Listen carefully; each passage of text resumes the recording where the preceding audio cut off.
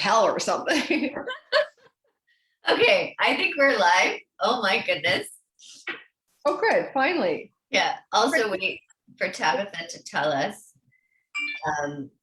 that we're live. Or something. Oh, good. Finally. Yeah. Also, wait for Tabitha to tell us.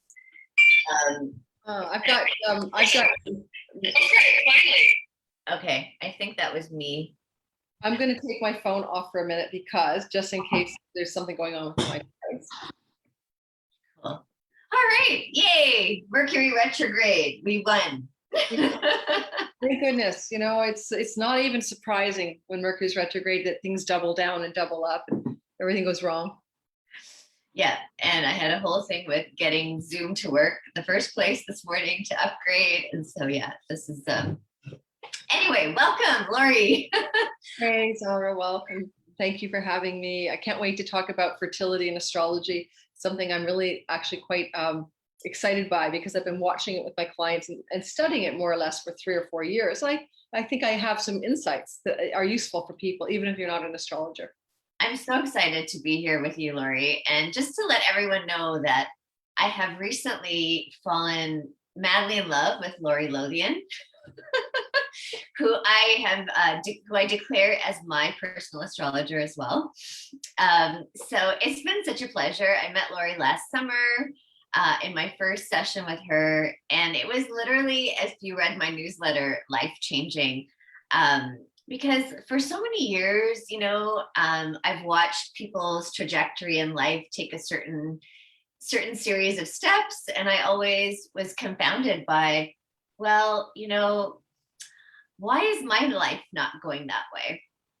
So it's really heartening, and I don't know, it kind of gave me some peace of mind in that reading with you, Lori, because you helped me see the story of my life, and that there was, like, I love how you say, let the sky tell you true stories.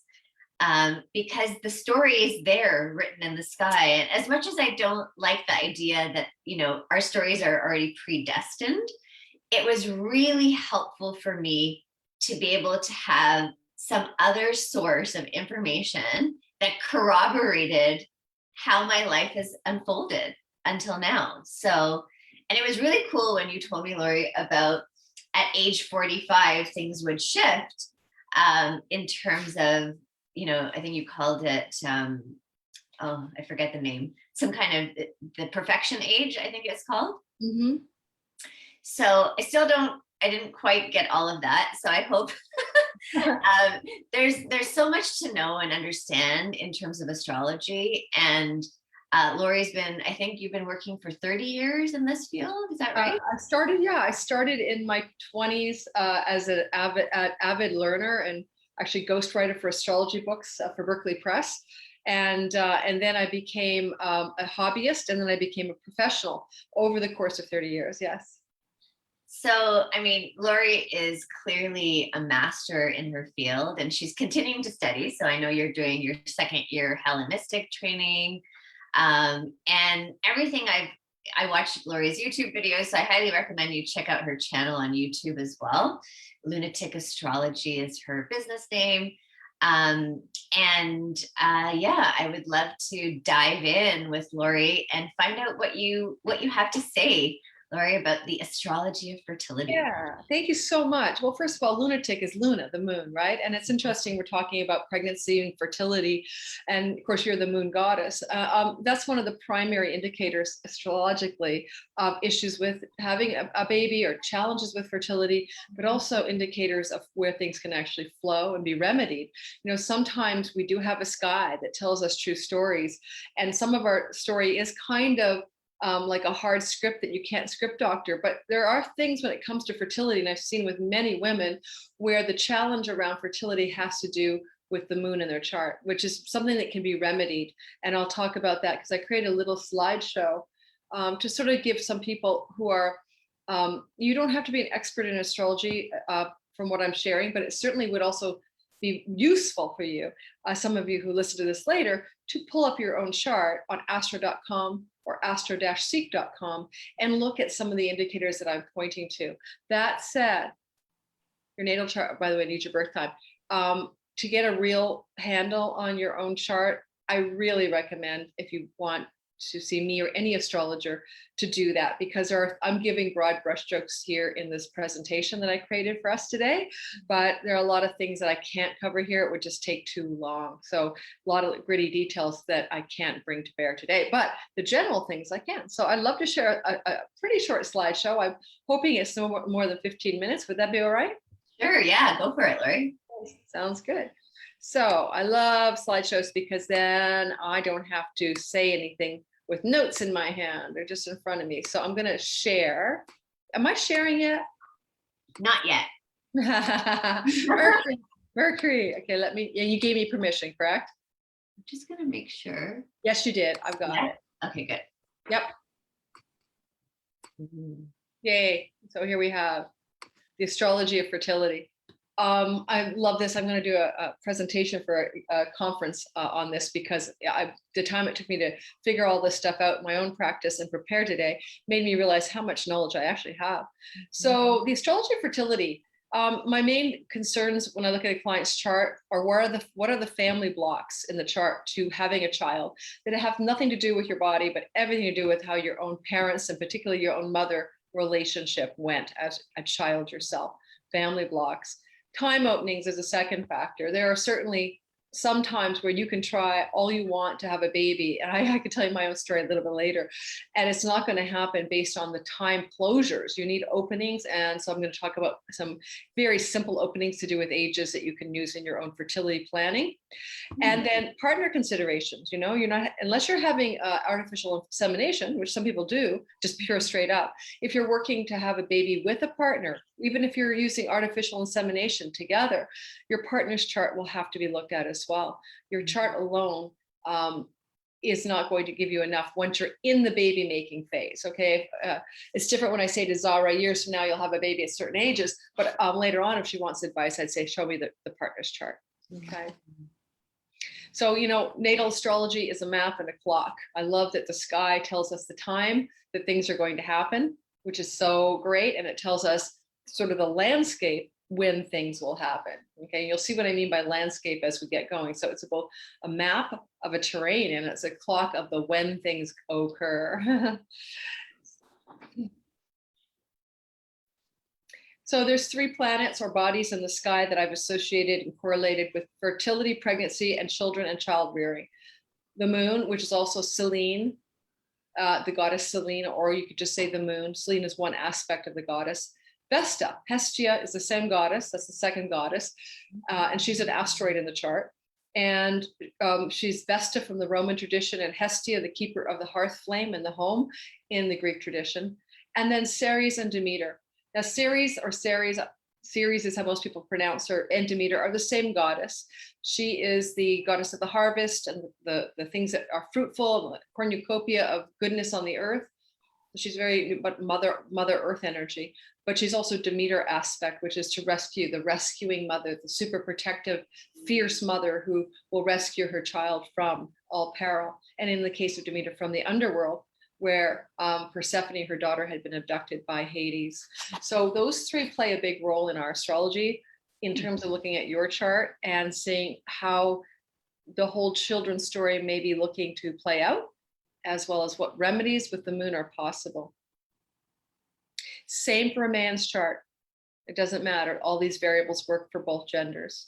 Wow. So I just love these pictures. Some artist created this Selene moon on the left.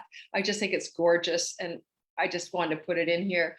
The fire tending goddess bronze statue in the middle is the Vestal flame keeper, Vesta, the asteroid, also Hestia. And, one thing I want to say about Vesta is that she's basically, in the Roman tradition, a celibate priestess, right? And she forfeits 36 years of her life from ages 6, right, to add 36 to, 6 to 30. So by 36, she's finished tending the sacred flame in Rome. And these Vestal virgins, there were 6 of them, were conscripted to stay celibate and childless for those years. And when they were finished their duties, they were given great reward in Roman society that no woman had: great power, land holdings, great stature and reward. But there was a sacrifice. And a lot of times we'll get into this, we'll see the Vestal archetype in the chart shows where women choose to sacrifice having children, to not have them, or to delay significantly in having them to the later part of their life. And, you know, in Rome, 36 was out to pasture, right? You're getting married at 15. So when you're 36, you're already like past the phase of a prime wife candidate. Mm-hmm. And the last goddess on the right, sitting on her throne with a sheaf of grain in her hand, that's one representation of Demeter, or Ceres, the great mother who rescues her daughter from the flame, from the underworld. And there's a flame in her hand in this artist's rendition, but traditionally, there is no flame in the hand of Ceres / Demeter, but I just like the statue. Once you get into astrology and you start looking at your chart, and again, easy to pull up at astro-seek.com for free, astro.com for free. And you need to have a birth time for a lot of this to be accurate. You want to learn your glyphs so you know what you're looking at. This is just a classic glyph chart. And I'm happy to also provide a copy of the slideshow as a PDF document for Zara to give to you guys if you want to have all of this in your computer. But you know, that'd be great. Yeah, the Vestal flame looks like a flame. That's what I love about it. It's the bottom right hand side. So anytime anyone sees that glyph, they go, "Oh, there's a fire in my chart." I go, "Yeah, it's the Vestal flame," or Vesta, Hestia, the keeper of the hearth. And then the mother of the grains and the harvest, and the rescuing mother looks like a scythe.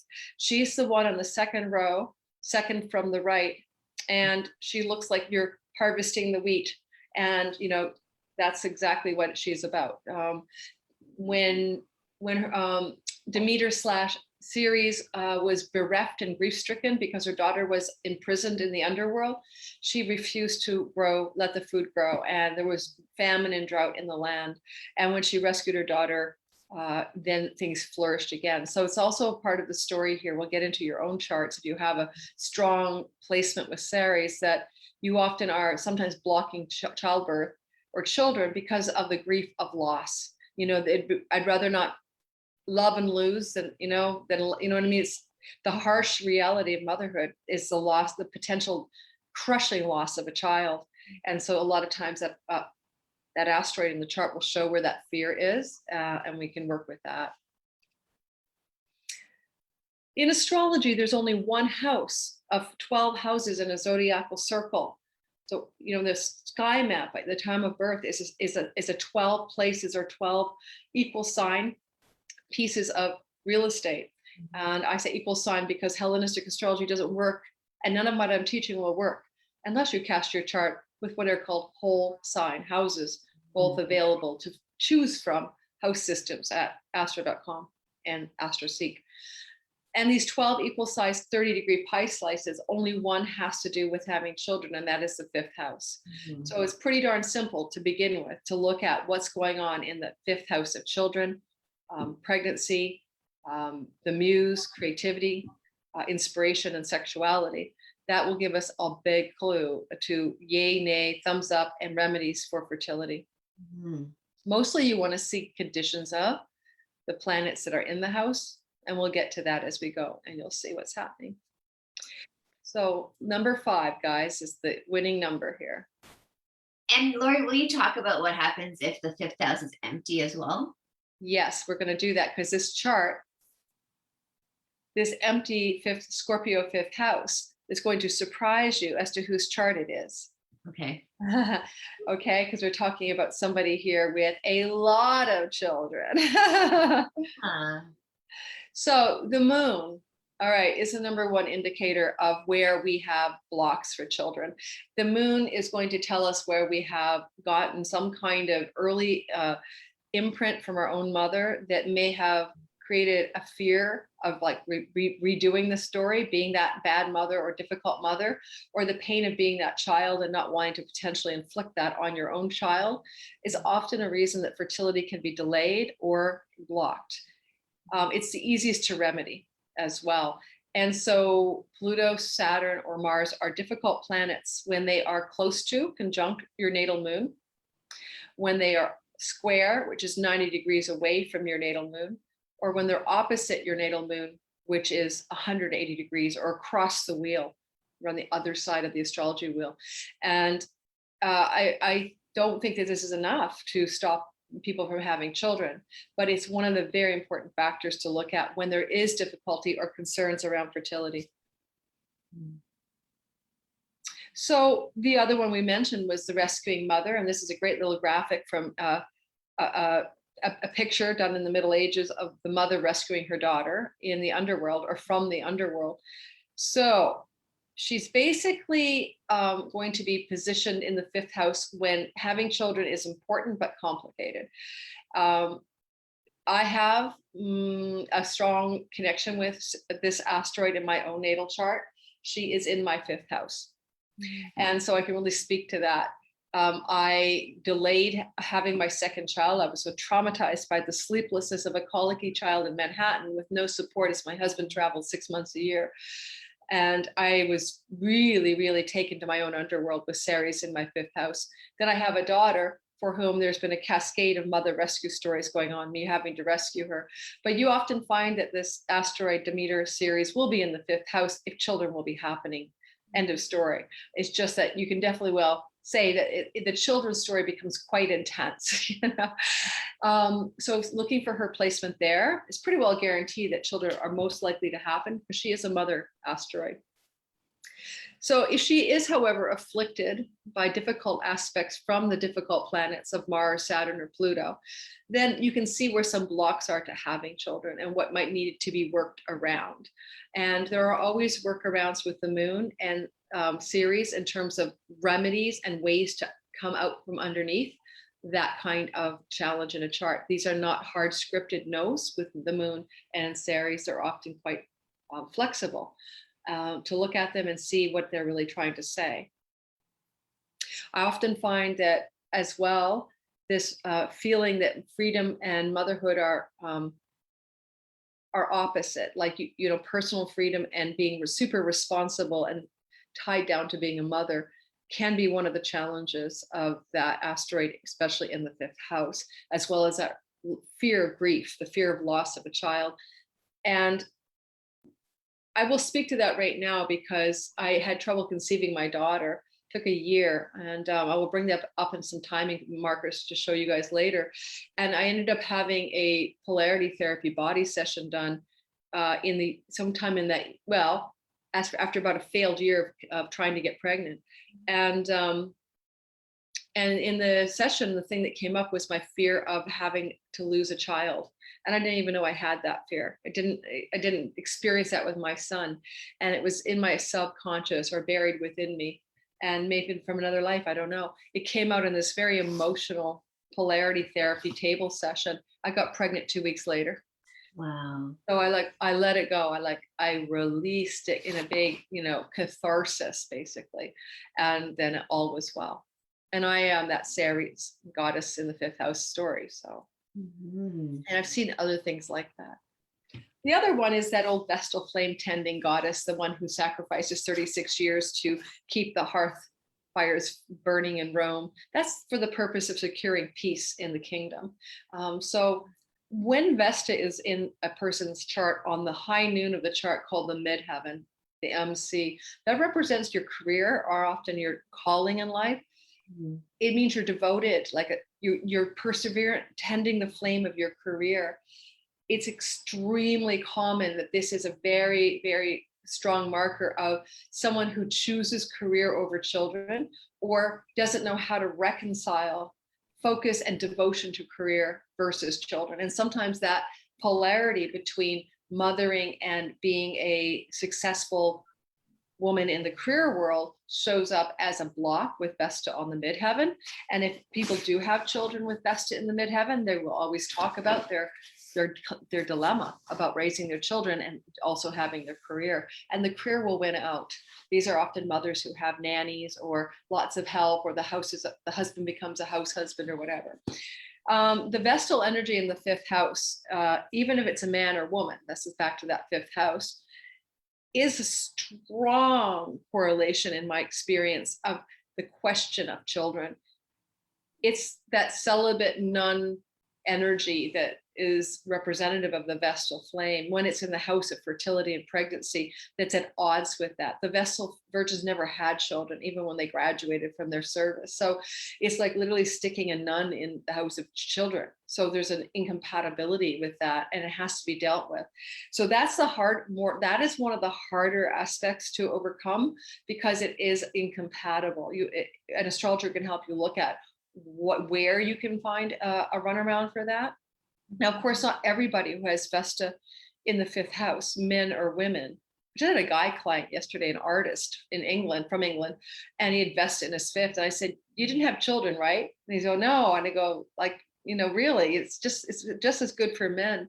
And when a woman tells me she did have children with Vesta in the 5th, I often see another indicator in the chart that surpassed the difficulty of that Vestal position. Dolly Parton chose not to have children, and she had a husband of 40 years, and she didn't want them because she wanted to be able to have the freedom to work, her own words, and she thought children would be in the way of that. Now, the Vestal flame is a devotion to something other than children, and she was very devoted to her career. And I think it's interesting for some of you who are astrologically sophisticated to get the understanding of this, because it's quite lovely to see how baked into her chart it is, like that algorithmic code to take work over children. The Saturn is the ruler of Capricorn, which is the sign that is her 5th house. Saturn is a planet of constriction and can cause difficulties with having children if it rules the 5th house sometimes. But more importantly, where is her Saturn placed? It's placed in the 11th house. That's that red thing that looks like a letter H with a cross on top. So Lori, right now we're looking at Dolly Parton's chart. That's the chart down to the bottom of the screen. And having Saturn as the ruler of the house of children in a condition that's called exile is going to be a strong sign that she won't have children. Saturn is exiled from his home in the house of children, so he cannot participate there. And yet he's also in a house of career success, one of the 2 career success houses. This is the 11th. Why did she not want to have children? She wanted to have a very successful career, and she thought they were incompatible. Now, is that a woman making sense of her decision after the fact? Maybe, but it shows here that even though she has strong moon, the moon is in her 1st house close to the ascendant, and one could suggest that having children would be important to her. In this case, it's not. And it is because of the placement of the ruler of her 5th house. Now, there are other things I can talk about, her difficulty with her grandmother stuff in this chart that probably factored in there, but I'm not going to do that because that's probably too much astrology. So there are things called benefic planets. There's 2 of them. That's Venus and Jupiter. Benefic meaning lucky, good planets. If you know enough about astrology and you watch a slideshow, you can look at the glyph for Jupiter and Venus, and you can see where they fall in your chart. If either of those planets are in your 5th house, it would be hard not to have children. You'd have to really work against the chart. You'd have to really effort into not having kids, especially with Jupiter. He's the great sperminator. He loves a lot of kids. I mean, the guy was like prolific. If you know your Greek mythology, guys, he sperminated everywhere. He had a lot of bastard kids all over the place. And so he couldn't keep it in his pants. So when Jupiter's in your 5th house, natally, there are children coming one way or the other. And Venus is just as good. Venus usually brings attractive children, and Jupiter brings lots of children if they're placed in your 5th house. If you're born at night, that means that the sun is below the horizon line at the time of birth, or what is called the ascendant-descendant axis. Jupiter has more power of goodness in your 5th house. And if you're born in the night, Venus has more power of goodness. And lastly, a trine, which is a triangle, a 90-degree angle, or a sextile, which is a 60-degree angle, away from each other in a chart.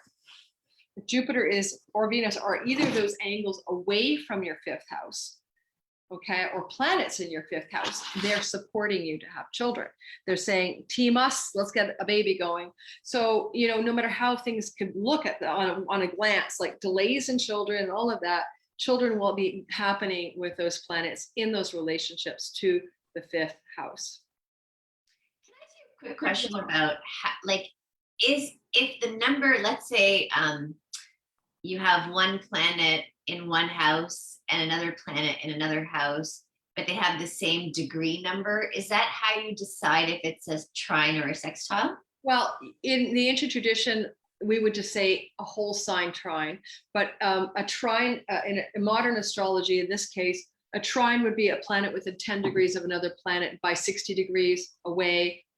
I mean, sorry, sextile 60 degrees away, and a trine 120 degrees away. Oh, I meant to say 120 degrees away. I'll have to fix that slide. Sorry, guys. So the trine is 120 degrees away. The sextile is 60 degrees away in modern astrology, but within a 10-degree orb. For example, let's say that I have the sun in my fifth house of children, and it's at 5 degrees of the 30 degrees of my fifth house. All right. If I had, let's pick planet Venus, a benefic planet, 60 degrees away from that 5 degrees on either side. So what would that be? The fifth house, the fourth house, it would be the third house. So if I had Venus at 5 degrees of my third house or 5 degrees of my seventh house, those are both 60 degrees away from 5 degrees of my fifth house.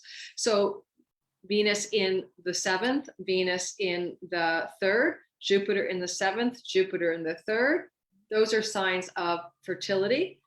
Similarly, 120 degrees away would also give us the same indication with each of those planets. So, you know, one thing about it, like I really noticed astrologically, is it doesn't have to be exact to a planet in your fifth house, because you may have no planets in your fifth house.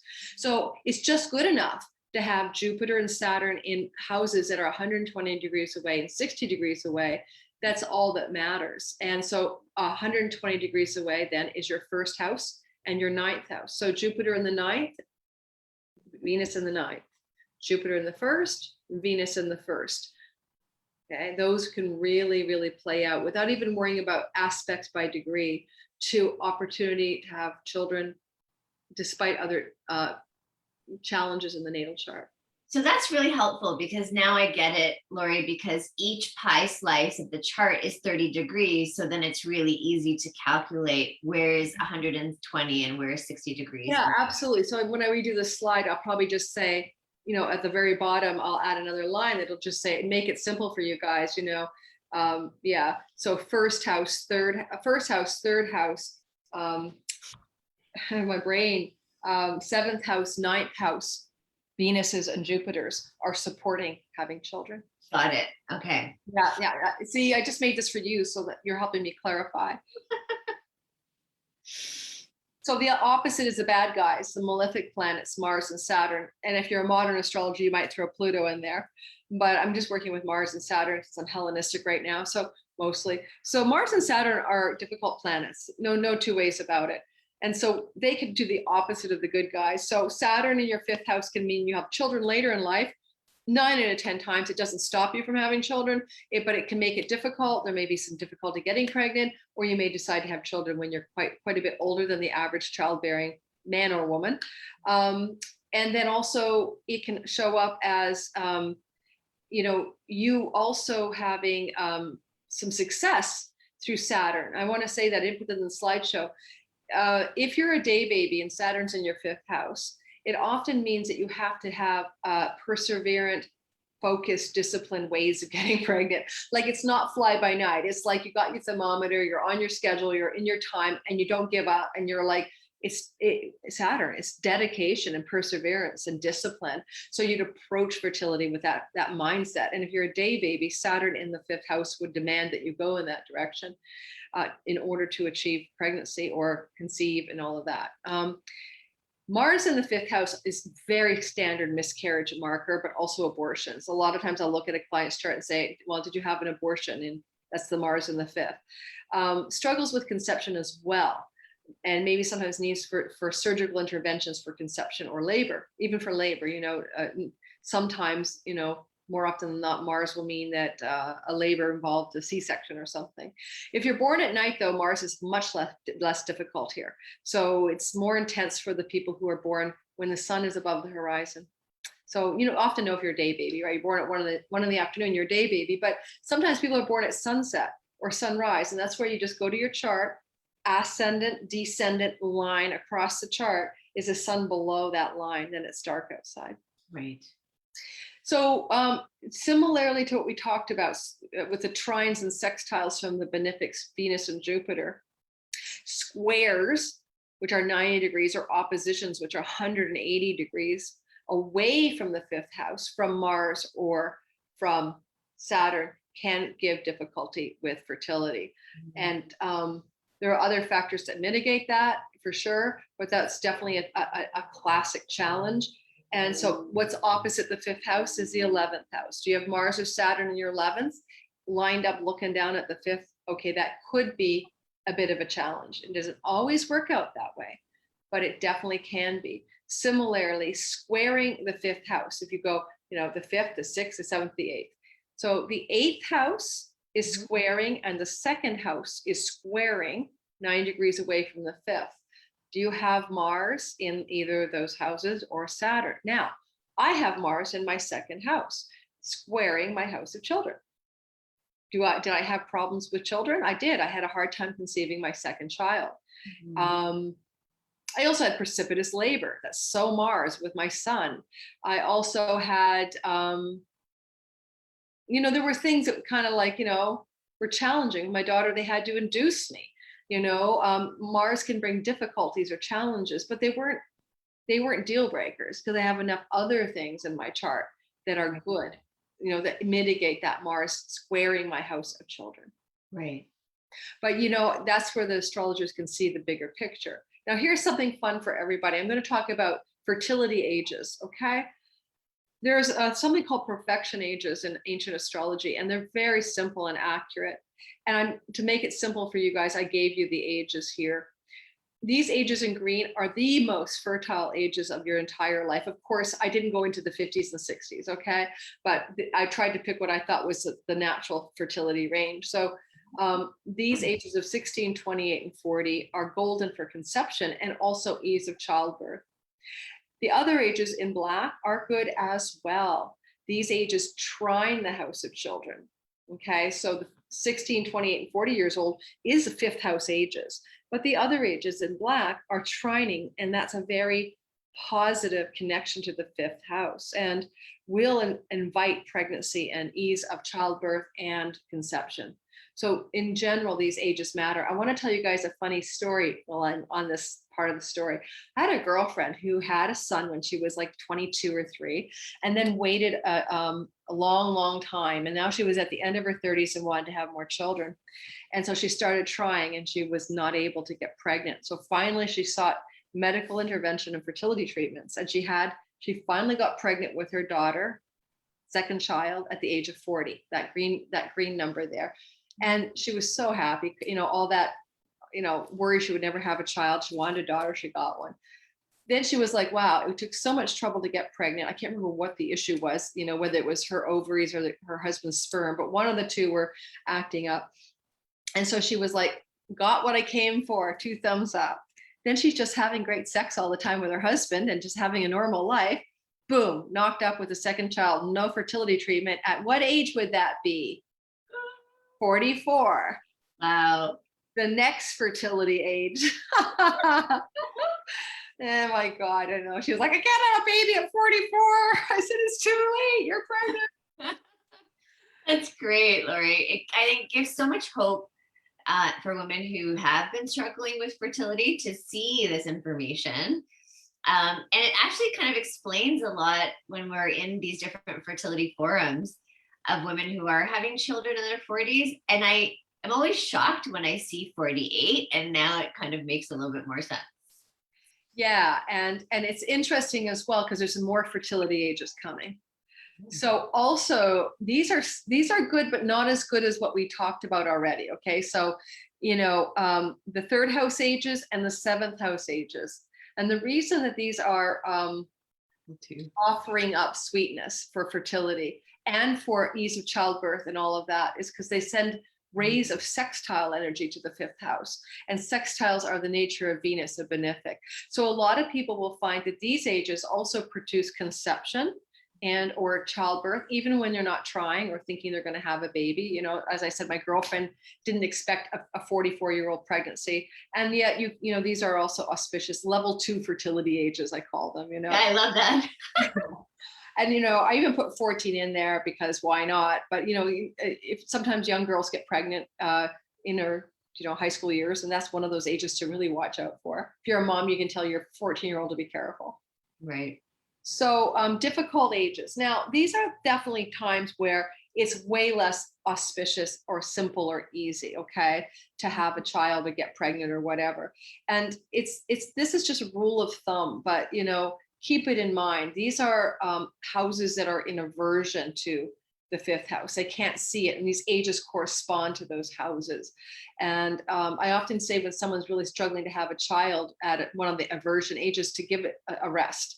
So I'll give you an example. At age 35, I was spending a year trying to get pregnant with my daughter. At age 36, I got knocked up. So I got knocked up in July. My birthday was in April. So I had struggled for the whole year before that at age 35 to have a baby. And then in July of age 36, I saw the polarity therapist who unblocked the block. And so, had I known that, in general, 35 isn't good for conception, I probably wouldn't have been having that much sex with my husband. Because, at that point, I was just sexing for babies, not for fun. It really took the fun out of it. Absolutely. So, so I would have laid low and said, why don't I wait to a better age? How about 36, Lori? You know what I mean?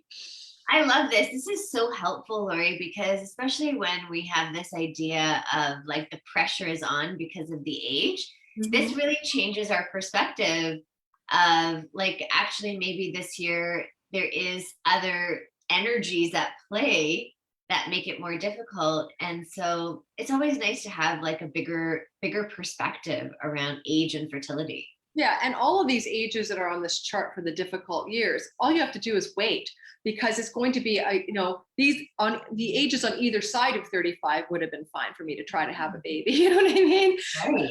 There would be auspicious in the other two charts I gave you. So, if you say to somebody, well, age 33 is probably not the best time to try to have a baby. It's not the most opportune house, but can you wait 1 year? I mean, most people would say, sure. I mean, they may not believe you, but it's a good bit of advice, okay? Mm-hmm. I just had a girlfriend, I want to do her chart, but I ran out of time, but who also struggled with multiple miscarriages with Mars in her childbearing house. That was normal. She's in her late 30s and she just got pregnant at 36. And it was, an ordeal, not just through her age 35 part of her chart, which is also a hard time, but because of that Mars, the miscarriages had spanned over 3 years. And it was a change in her chart with relationship to Mars in the sky. Wow. That allowed the breakthrough. So this is where astrology can be really precise. I was giving her guidance, but nonetheless, you can't tell a mother to stop trying.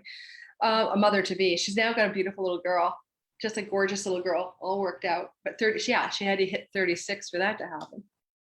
Fascinating. So Angelina, so remember I said you won't believe who's got the empty fifth house? That's right. Angelina Jolie, the brood mother.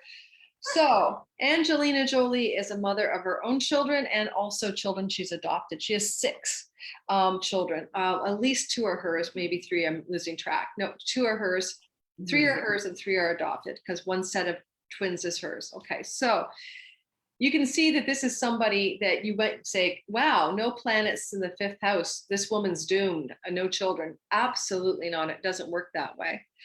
First thing to look at is, hey, there's no bad guys in her 5th house. Hey, Pluto, Saturn, and Mars, the malefics aren't there. Right away, we can say, whew, breathe a sigh of relief.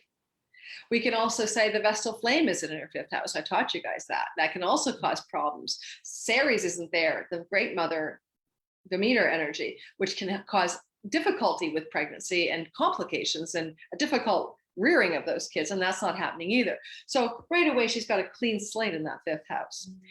What is the ruler of Scorpio, the sign that is her fifth house? It is, in the tradition of ancient astrology, Mars, not Pluto. That's modern. Mars. We have to look at her chart to see what Mars is doing. Most of you guys know what Mars looks like because it's like women are from Venus and men are from Mars. It's a circle with the arrow pointing at the sky in the top of her chart in the house of number 10. What is, Zara, what's Mars touching in her chart? So we have, it's right near the moon. Yeah, it's conjunct the moon. It's within 3 degrees of the moon. So we know that the moon is an indicator of mama, fertility, and babies and motherhood. Mars doesn't really normally do motherhood. He's a warrior, right? But in her chart, it's a different story. He's like literally enmeshed with the mama, with Mars as enmeshed with the moon. So right away, I would look at her chart when she was young, before all this happened. I'd say, well, I don't see any obstacles to children. And I see that the ruler of your fifth house is like totally down for kids because he's mushed up with the moon. Like definitely going to probably have kids here, but I would continue to add to that. You might have a brood of kids. Why would I say a brood? Because the moon is conjunct Jupiter, the sperminator, the guy who likes to make everything happen and make more than one, like to expand, to grow, everything out. I would also say that being a mother is going to make her famous in some way because the moon is up near the midheaven in the 10th house, or should be really well known for the mother story, which she is. Right. I would also point to her Vestal flame in her 9th house. That is that sacred devotion to something that's important to her, that she wants to tend a flame. And the 9th house is foreign shores. It's also the house of humanitarianism. You'll find NGOs there, and the United Nations is there, where she's a United Nations representation person, and she also adopted children from various countries around the world where children were in hardship. So that's the Vestal flame taking a different energy than the celibate nun, right? But there is a devotion to something to do with mothering in foreign shores, or connecting to a devotion to things in foreign shores. Now, the other thing is her Ceres asteroid, which looks like the scythe in the 11th house. This is a house of karmic reward. So planets in there usually mean that this archetype brings a reward. And for her, this has to do with the idea of the rescuing mother. Of course, she's a rescuing mother. These are children that were having, her first child is Zara. That's the name of the child. And the one she rescued from Africa. So she literally rescues children from foreign shores when they have, they're in orphanages. So, and it's her karmic reward to do so, as opposed to a penance. So she loves this as a part of her, who she really is. Wow, Lori.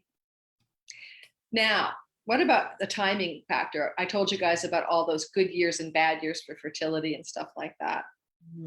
Well, Shiloh was her first natural born biological child, and Shiloh was born in May of 2006. And this was when Angelina Jolie was in her 7th house age of 30. That was one of the level 2 ages that I had in my little level 2 chart that you can always go back and look at with the PDF copy of this slideshow. But please don't distribute the slideshow to anyone for reuse, but it's definitely something anyone's welcome to use for their personal use. And, so we know she's not doing bad, right? She's in a level 2 yes for babies when she is 30 years old. And she conceived her baby during that time. So, and gave birth to her baby during that time because of her birthday being in June, June to June. So she conceived and gave birth to Shiloh in the 7th house, level 2, thumbs up to having a baby. Now, Capricorn is the sign on the 7th house. It looks like that, that little red squiggly thing. And that's ruled by Saturn. And you can see that Saturn sits next to Venus in the sign of Cancer. Cancer is the sign of the Great Mother and the moon, right? So we know right away that the age that she was at, the age of 30, she was connecting to the planetary ruler of her 7th house, which is Saturn. So that was a year which Saturn had a lot of power over her. And yes, Saturn is definitely down for having babies because he's in the sign of the moon. He's already like, yeah, I'm in the moon sign. I guess motherhood's something I'm supposed to do here. And of course, Venus is there as well, which suggests a daughter. The reason Venus is the feminine, the reason that Angelina is drop dead strikingly the most beautiful woman in the world is because Venus is so close to her ascendant. Venus is at 28 degrees and her ascendant is at 28 degrees. And that means beauty. The closer Venus is to someone's rising sign, the more beautiful they will be. So she is indeed a stunning, beautiful woman, inside and out. But I was curious about her husband, Brad Pitt, at the time, her husband, Brad Pitt, because I think sometimes we get caught up as women and thinking that our chart tells the whole story.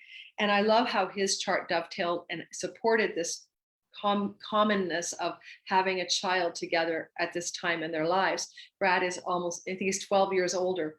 So it's an interesting tale.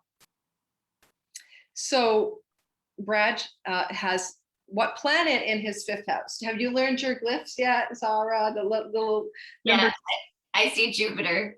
Yeah. So I could say to Brad, when I met him as a young man, you're going to have a lot of kids. Yeah. How about 6? So he's got the sign that she paired with a man who's born to have a brood of children. And so there's a karmatic yes between them already. Shiloh was conceived when Brad was also, just like Angelina, in his 7th house, level 2 fertility. Yes, fertility age. For him, it was the age of 42.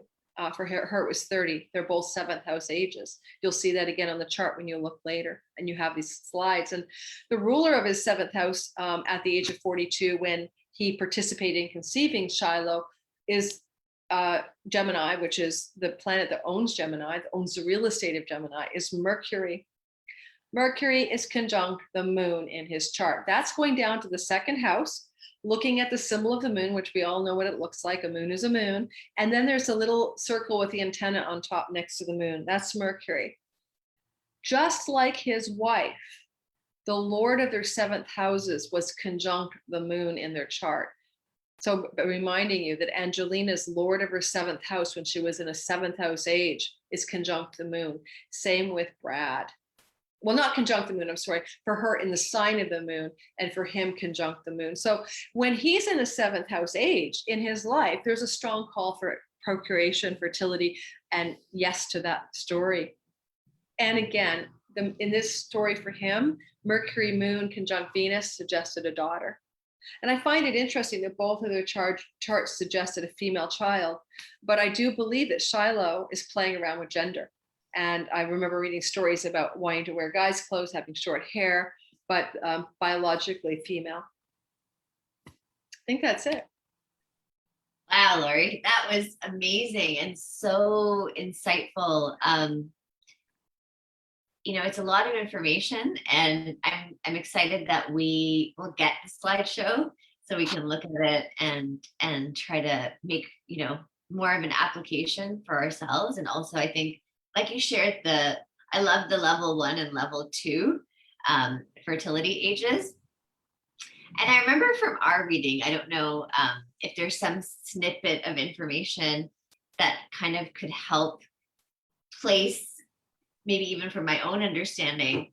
I shared in my newsletter that what was really shocking and kind of like I almost fell off my chair because I kind of made peace with, okay, the fertility story doesn't seem to be unfolding in my life. And you said, oh no, Zara, if you want to have kids, it'll be at 46. And I was like, what?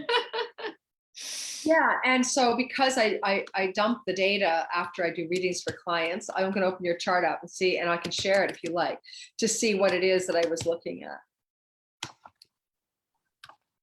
Sure. Yeah. I call it the data dump. My brain, I remember I used to do psychic readings in my 30s, and there was no way my brain could actually maintain and retain stuff for people without having no memory of what my kids' names were. Only so much room. Okay, so we're looking at your chart, and all the planets aren't in here right now because I was changing them up to make a simple presentation for you guys. So, but I can add more. All right, so let me just make sure I get everybody in here. The missing planets. Sure. And we can apply some of what we learned as well. Yeah, that's what I was hoping we could do. don't think we want to put these guys in here. So let's go with, I like to put the outer planets in when I'm working with, and also Hygeia, but that's because I can tell if there's health remedies. All right. So here we have your natal chart. And oh no, there are no planets in your 5th house. You're doomed, right? No, we just learned that's not true. That is not a problem at all. So going back to recapitulating what we just learned, for your chart, you immediately want to talk about, we would want to talk about, hey, what's Saturn, the ruler of Capricorn, up to in your natal chart? Before I even talk about where Saturn is and what it's up to, one of the key things to say, Saturn as ruler of the 5th house can mean, all right, children later in life, or like whatever we call it later in life. In the Hellenistic tradition, that would be anything after the age of 30. But, because of the ages of fertility, then we're so much younger. People are having babies, in their teen years. But certainly it means later in life, or delays and having children later in life. So that's number one. And then we see that just like Dolly Parton, you've got Saturn in Cancer, which is a sign of its exile. And it's just like Dolly Parton's chart. Now, reminding you, Dolly Parton could have children. Dolly Parton decided that she wanted to work and that the freedom of having no children was more important than having children. So, but you interestingly have the Dolly Parton setup. Saturn opposing the house of children in the sign of the Great Mother. Now, Cancer. So let's go say a couple more things about this before I keep going. The way the Saturn in Cancer can work is it's exiled from the 5th house, right? But it is in the sign of the moon. So, which I didn't go into this detail with Dolly at all because I don't have time, but we have to look at the moon because Saturn is in the home of the moon. He's living in the moon's, mansion as a house guest. So the moon will give us some clues and tell us a little bit more about what this fertility childbearing story might be about before we even get to ages, right? So we see that the moon is down in the 3rd house, which is fine because that's well, you guys don't know this, but that's the house of the moon's joy. So in ancient astrology, every planet has a joy house, the place where it has the most joy. And in the moon's condition place, it's the 3rd. So having the moon in the house of its joy, Zara, is a strong, strong place, right? It's in its happy spot. Second of all, it's in a house that it can see or witness or give testimony to, sextile, the 5th house. So the house of your children is witnessed by the moon in a sextile arrangement. That's the opposite of having like a malefic witnessing it. It's the owner of the moon is the owner of child, mother and moon and childbearing stuff. So that's also positive. Now we have to keep going. It's like, this is what happens with astrology. It's like a game of billiards, right? Oh, before I go on with that moon, before I do that, the Vestal flame is sitting in your 8th house, not in your 5th house. And I don't sense it or see it in this chart as being a major issue regarding the children's story, like the celibate nun that blocks the childbirth story. And because I'd like to see it in the 5th or on the midheaven, it's on neither. And then the goddess, the Great Mother Demeter and Ceres, who looks like the scythe at the top of the chart in the 10th house, again, is not involved in the childbearing house at all. She's like completely unable to even participate. She's in an aversion to it. So those 2 asteroids have little to do with this whole story of children for you. They're not really involved. So we go back to the moon. So the moon just conjunct Uranus. The moon is fertility and motherhood, and Uranus is sudden and unexpected. So there's a call here in the chart that if pregnancy would happen, it may not be planned, or it may come out of the blue, or it may happen very quickly or unexpectedly or suddenly. The moon has to bow to Mars. Mars is the lord of the 3rd house. So we're doing a chain of command, right? Saturn bows to the moon because he's living in the moon's house. The moon bows to Mars because he's living in Mars's house. We're going to go through the chain of command. Mars, therefore, it can say something about you having children one way or the other. And in this case, with Mars in the 10th house, that's a place of career and public reputation. And there's not anything wrong with Mars there. But Mars, like Mars is just there, but he doesn't really witness or see your fifth house. So in the chain of command, the next one up is Mercury, the owner of the Gemini real estate where Mars lives. It's like, who's on first? And we go to see what Mercury says about the whole story. Mercury is in the house of work and health protocols, in the house of Saturn. We're right back to Saturn. The buck stops with Saturn. It could be that having a child in your 40s will require you to engage some sort of health protocols, exercise, health, nutrition. These are things that are sixth house. They're not usually surgical and doctory. They're more like things we do ourselves to produce better health. So we have a clue that having a child has to do with conscious choice around health protocols. But because the last guy standing is in the sign owned by Saturn, everything goes back to Saturn. Saturn owns Aquarius. So at the end of the day, Saturn holds all the cards here. Really, he does. So if Saturn wants to have children, he can. There's nothing to stop him from doing that. Dolly Parton was not unable to have children.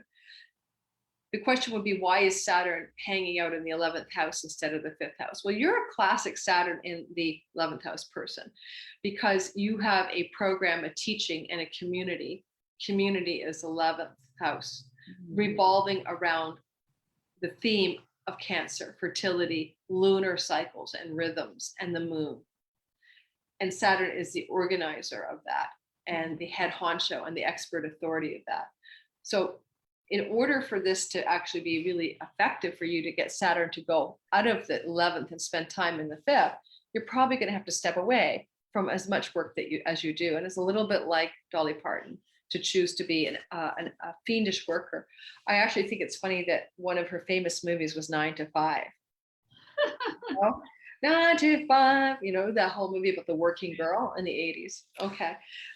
Then timing is everything. So we go back to, so there's no real hindrance. Like there's nothing super incredibly, hard here about having children. All right. Let's just put it that way. Mars is the malefic insect, but he doesn't really aspect the house of children.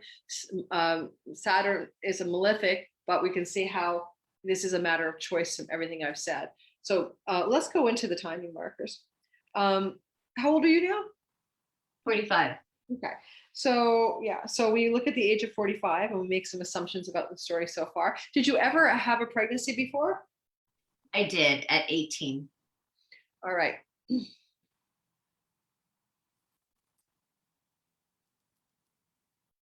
Okay, so you had a pregnancy at the age of one of the ages of the sextile, the level 2 fertility ages, okay? That was ruled by Jupiter. That was your 7th house. And Jupiter is sitting here in the house of death. So that doesn't bode well for that pregnancy. Is it okay to talk about this with your community? Yeah. Okay, so was that a termination by choice? Yes. Okay, so the ruler of the house of 7th house of second level fertility is in the house of death and also ruled by Mars, the god of surgery. So or interventions. So, okay. Abortions, Mars rules abortions. Okay, so we have that story in the past. And then at the age of 45, we have another narrative that's unfolding. So 45, 6, 7, 8, you're in your 10th house profection age, and that's up here. That is one of the ages of aversion, the difficult ages. Like I struggled to have a baby at 36 and it was the wrong age, 35, I mean. It's one of those ages that cannot produce children easily. It's because it's 150 degrees away from your 5th house, right? So it's difficult to conceive, not impossible, but it's not the easiest placement for sure. Then when you hit 46, you walk into a time of potentially being quite able to have a child because you're able to witness the 5th house or to see the 5th house, right? So it could be a time of fertility that you are able to be pregnant. And then Lord Saturn, who owns the 5th house of children, is participating in that story, saying, yeah, if you want to conceive at the age of 46, the Lord of the 5th house is active and fully present. And at the age of 46, you're also going to have rulership by the moon. And of course, the moon is all about babies. When the moon is the ruler of a given year, people can get deeper in connection to their own children, their own mother, but they also then are potentially thinking about having children, especially if they're women. So we see that the moon in its joy can be very active. And I even say, be careful you don't get pregnant on a trip accidentally during the age of 46, because the moon is in the house of trips and travel. And then at the age of so 45, 46, 47, you're in one of the less easy to have a baby energies. So you could work to conceive a child at that point, but it's not the most easy of ages and houses. So it would be, I believe, is it in the list for that? Let me double check. 1, 2, 3, 4, 5. Yeah, because of the quality of the aversion. So it's not as simple. And to get pregnant then would require more of a super strong focus on health protocols and not necessarily medical intervention, but it would be requiring you to super strong, like pick up, like, I don't know, hormone enhancing food styles or something like that. And I say that because the sun in the house of health protocols is the owner of the 12th house. And then again, we keep going through the story. And then at age 48 here, you're in a trine to the house of children. So both having a baby, like conceiving and or birthing a baby, are very, very possible. And that trine is one of the happiest houses. But I would also tell you that 40, I can't remember, would have had other charts up, progressions and solar arcs that I'm not doing right now, that may give me more clarity why I love 48. But I also like 46. So 46 and 48 both have fertility markers in your chart. And the easier one, ironically, despite the age, is 48. But because the moon gets involved at age 46, that also works really, really well. And in a real reading with somebody, I want to take 2 other charts into consideration that I'm not going to do here, which would be solar returns for each of these years, and then the solar arc charts. So without pulling those out now, which I may have looked at before, I obviously favored 48 back then. No, you favored 46. Oh, I did. I couldn't remember which age I liked. Okay, all right. I still like 46. Yeah. Thank you so much, Lori. There's a question about retrograde planets, Saturn, Jupiter, and Mars. Is there anything you can say about that? Well, if any of those planets are relevant to the 5th house, yes. So any retrograde planet promises delay in whatever it can give us. So in a broad brushstroke way, a retrograde planet says yes, but later. So if we look at Zara's chart, retrograde, it's retrograde because it's red. So we know in the software that tells us it's a retrograde Mars in the sign of the mother, Cancer, yes, but later. Now, that's different than Dolly Parton, which I remember, I do believe her Saturn was not retrograde in her 11th in the sign of Cancer. And again, Dolly Parton could have children. Dolly Parton chose not to have children. And often a planet in exile, which is what this is, from the house of children. Exile, it wants to be here, it owns this real estate. It's a matter of bringing it back home, like giving it a pass to the 5th house. Working less and sexing more, would be a prescription for this chart. I know you want a partner for that, but that's kind of how it works. And if it was a Jupiter retrograde, again, it doesn't matter. Jupiter's still a good guy. So if you're talking about a retrograde Jupiter in the house of children, it certainly still says a bounty, right, of children, but a delay. And Jupiter retrograde or Venus retrograde or any retrograde benefic still promises to bring goodness, just with delays somehow. And Mars? Well, it's just then, so Mars, I always see what you're saying. Well, Mars can act a little bit less malefic in his retrograde motion. Same with Saturn, actually. So it kind of tempers the forward momentum of a malefic. So I'd say that Mars and Saturn retrograde not only promise some delay in their action, same with Jupiter and Venus retrograde, but it tempers it calms out the warrior and it mellows out the harsh taskmaster. Saturn the taskmaster and Mars the warrior. So it's a little less intense to see the retrograde malefics acting out in a chart. I mean, in other words, they may act with less malefic nature, because they're going against the grain of the forward motion of the motion of the planets. Well, Lori, we totally passed our originally stated time, partly because we started late. But I just want to thank you. Maybe we can stop. Can we stop the share, Lori? Yes. Awesome. So I want to just thank you so much for being so generous with your time. I know you're literally moving across the country from Montreal to Vancouver. I am. So this is, so generous of you to spend over an hour of your time with us in the middle of a move. And I would love to have, let people know who are watching or who are going to watch later on the replay, if they want to book a reading with you specifically focused on, it could be fertility, it could be other things, but I imagine those who are watching would be interested in getting Yeah, a reading like that. absolutely. One of your people already did book with me for August already. You know something? Yes, I would love to do that. I mean, this is something that I feel confident I can say things about. And in fact, I've had clients over the years, in the last 4 years particularly, where they get back to me and go, "Oh my God, you were right. And I got pregnant when you said I would," and da da da. So I feel confident in my ability to look at the problems and help you unblock them, where remedies are available, and also to give timing markers as well with things I didn't use here.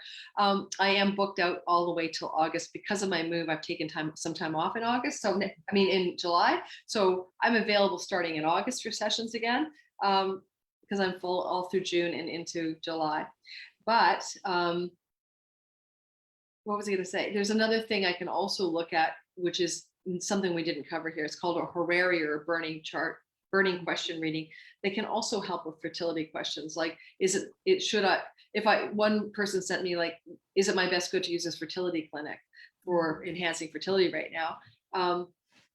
But I also think that more important than a one-off question is definitely to look at the whole chart, the big picture of you and your partner, if you have a partner, or just you as well, if you're just having a baby for yourself, no matter what. Great. And what's the best way to book that reading, Lori? lunaticastrology.com, but I don't have a fertility reading. You would just book like the year ahead reading with me, and we cater to that. Probably the best one to do, because it's set for looking at, it's enough time together. It's an hour and 15 minutes, but it's set for looking at the transits, but we would cater it to fertility issues. It's kind of an interesting one. I might create a reading just for this, because now that I've done this slideshow, I really love what I realized I know. And I can say one thing before we go. There's even fertility months that we can look at. So remember the story of me being age 36 and finally getting knocked up? Not only was I in the right age instead of 35, but the month of July was my 5th house month, and I got pregnant during the most fertile month of that year. That's amazing. So there's so much. I mean, I think it sounds like there's layers and layers and layers with astrology. And, the more, I feel like the more experienced an astrologer is, the more layers they can actually deepen into. So, you all know, based on what I said in the beginning, I trust and love Lori infinitely.